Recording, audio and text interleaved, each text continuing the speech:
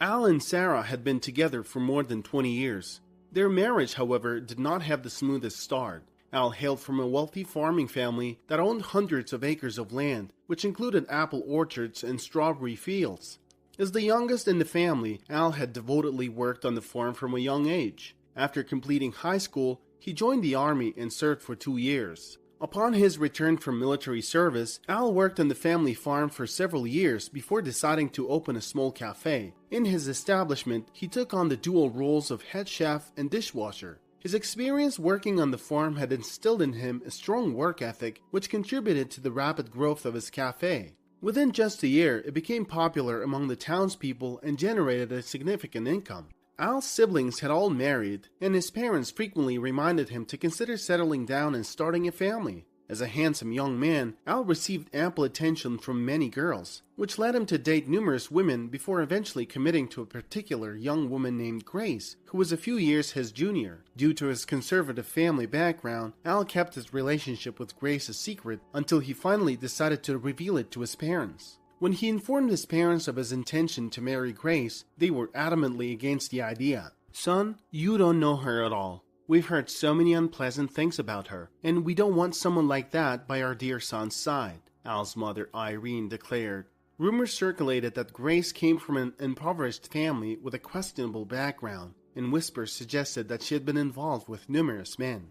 "Those are just rumors, Mom. They're baseless. I know Grace very well. She's a wonderful person and you should meet her," Al insisted. However, his mother remained steadfast in her refusal, unwilling to hear anything further about Grace.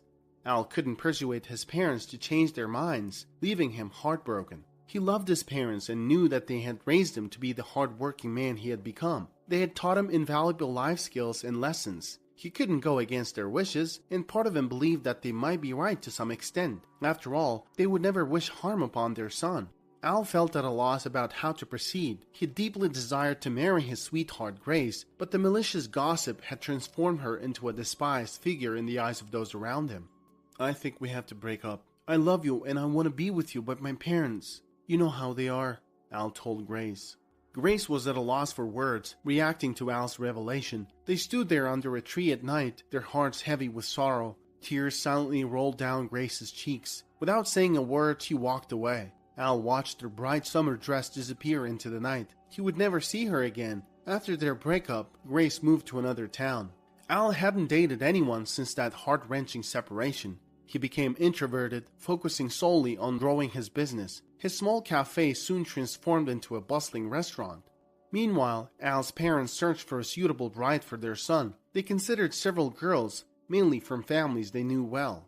Al's father, Everett, had a friend named Sam who owned a large trucking company. They met one day and Everett was aware that Sam had 3 daughters and was looking to marry off his youngest one. They arranged a big family dinner at Sam's house, inviting their children to attend. They hoped the young ones would take a liking to each other. Sarah, Sam's daughter, knew Al from high school. She was aware of his popularity and past relationships with numerous girls. At first, she was happy to potentially become Al's bride, but then hesitated due to his history.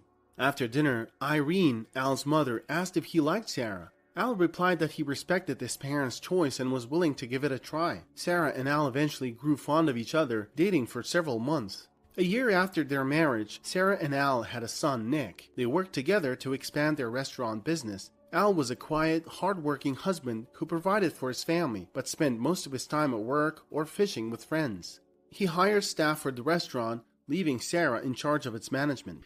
With ample free time, Al decided to build another source of income. He purchased a semi-truck and became a trucker for the next 5 years. 2 years later, his daughter Ashley was born. He would come home once every 2 weeks and take his family out for dinner or to the mall. Despite having 2 children, Al and Sarah didn't share a strong connection. He didn't communicate much with his kids either. Nick was a spoiled child who always got what he wanted, while Ashley was a quiet, studious girl who excelled in school. A year before Ashley was born, Al was on his way to deliver a load. He stopped at a gas station one night and encountered a woman named Kate whose car had broken down. Kate was 2 years older than Al, and from the moment she got in his truck, she showered him with questions. Al couldn't recall the last time someone had been so inquisitive. As they drove through the night, he felt an inexplicable attraction to this stranger.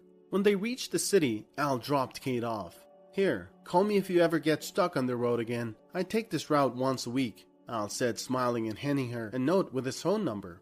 After that encounter, Al couldn't stop thinking about meeting Kate again. He admired her outgoing nature, but felt guilty for having such thoughts. A week later, he received a phone call from an unknown number. "Hey Al, this is Kate. You gave me a ride a week ago. Do you remember?"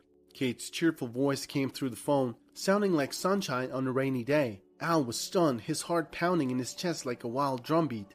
Deep down, he had hoped she wouldn't call, but now there was no turning back. The memory of that fateful night flashed through his mind, her emerald green eyes sparkling like the stars above, her laughter filling the air like a melodic symphony, and the lingering scent of her perfume that seemed to cling to his truck for days after. As he hesitated to respond, this was it, the moment that could change everything. She invited him for a cup of coffee if he happened to be in the city. Al, who was at home in his hometown, quickly found a cheap load to deliver to the city and hit the road. He felt a mixture of guilt and excitement at the prospect of seeing Kate again. As they sat in the coffee shop, Kate expressed her gratitude, saying that treating him to coffee was the least she could do to thank him for giving her a ride that night. They talked for hours. Al found himself captivated by Kate's wit and intelligence. As the minutes turned to hours, Al realized that this wouldn't be their last encounter.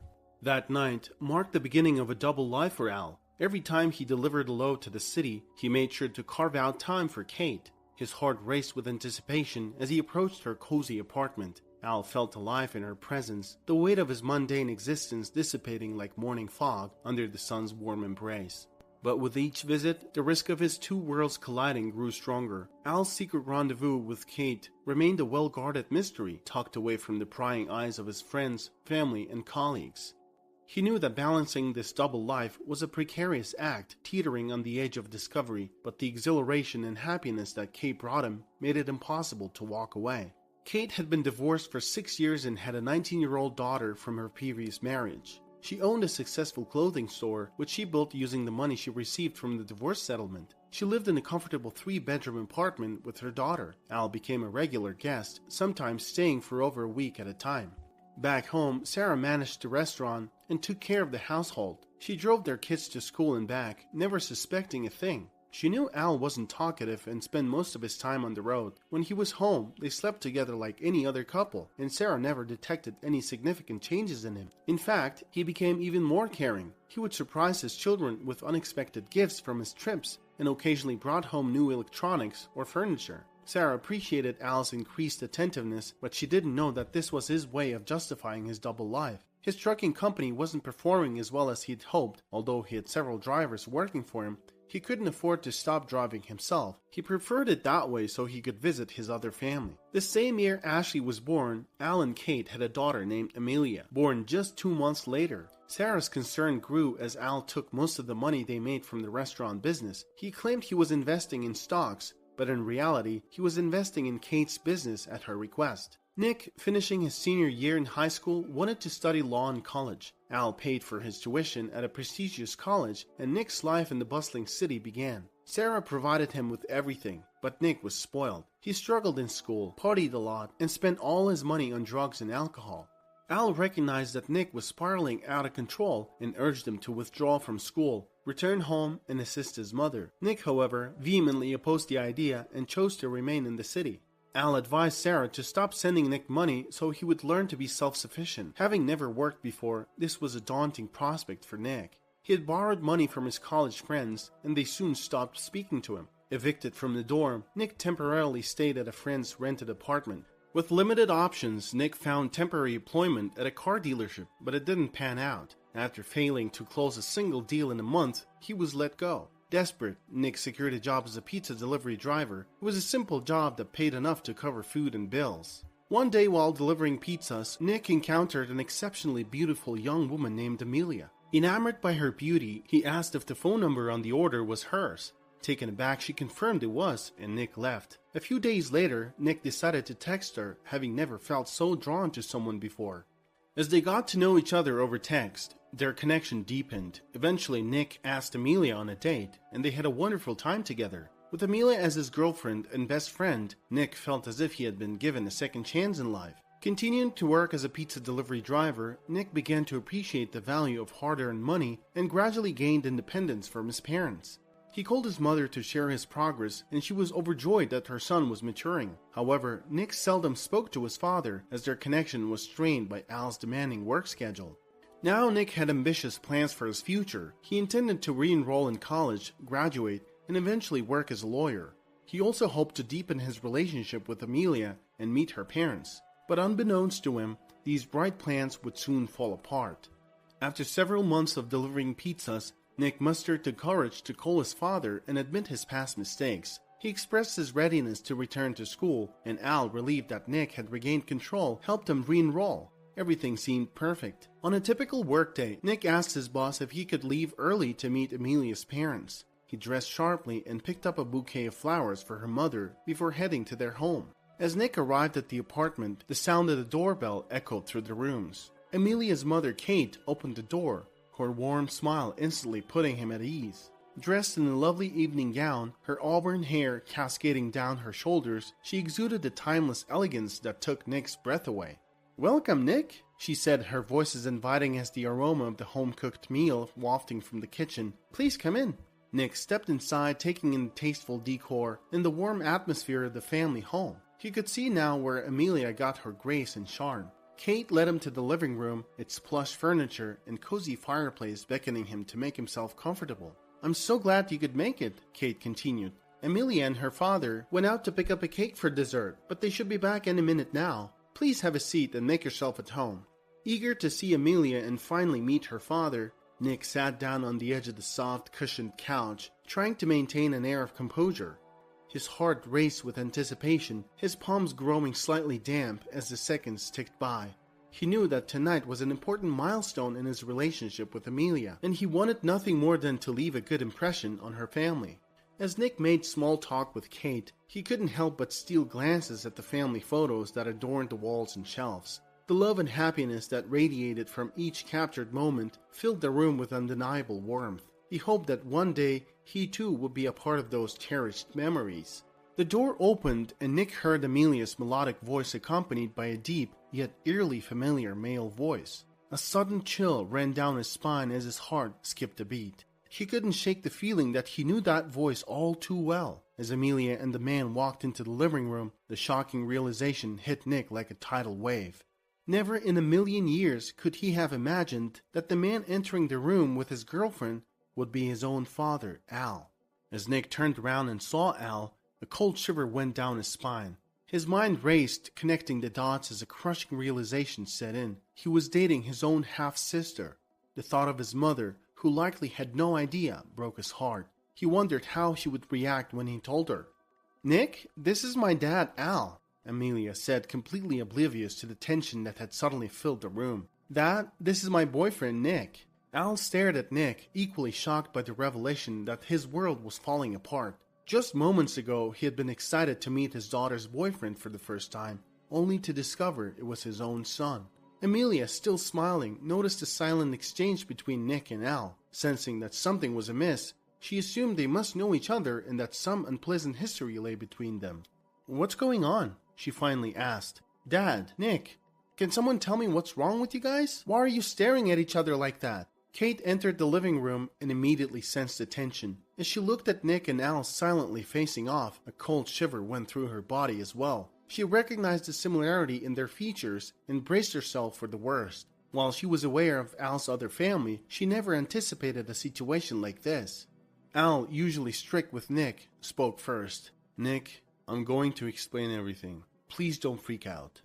Tears filled Nick's eyes as he thought about his mother, who was at home taking care of the family business while his father lived with another family. The unfairness of the situation overwhelmed him, and all he needed was for someone to speak up and acknowledge the truth. "How could you do this to Mom?" Nick asked through his tears. "She knows," Al finally replied, his voice heavy with the burden of his confession.